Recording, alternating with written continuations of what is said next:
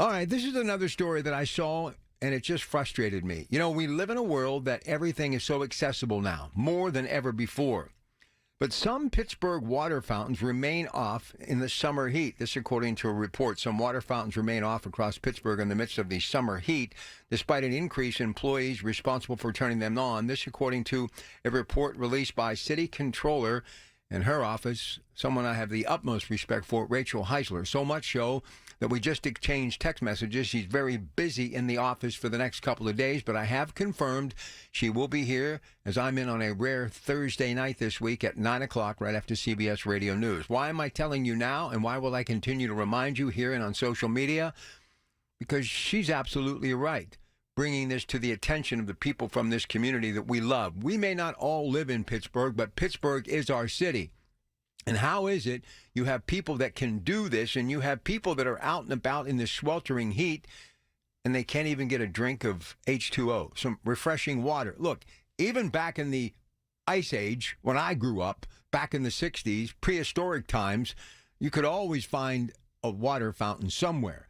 It was one of those things that you just expected. So how is it that we have a computer that we walk around with and hold in our hand every day, and we can do things in cyberspace that none of us ever thought was humanly possible, take pictures and with one click send them from one side of the country to the next, but we can't get water fountains turned on?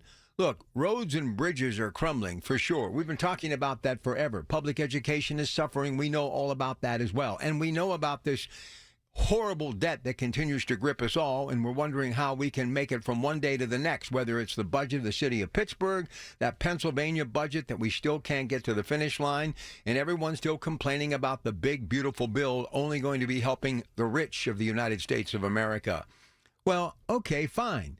But water fountains, giving young people and old people alike a chance to take a break and wipe their brow and dip into a delicious taste that is something that I think is all our God-given right, water. And when you live in the city of the three rivers, you would think it would be abundant. So once again, I'm going to commend the city controller, Rachel Heisler, for doing the deep dive on everything that really matters. And let's face it, what do you really need to survive? You need water. Anybody of science will tell you that. And when it's 90 plus in the shade and you can't find water in places that it should be a given, that's something to be concerned about. And if I'm a city taxpayer, I'm scratching my head wondering, what? And how could this happen? But I know one thing, Rachel Heisler is worth every single cent because she continues to deliver on stories like this. Don't miss her Thursday night, this and more, after CBS Radio News at 9 with me, your Pratt Pack, on KDKA.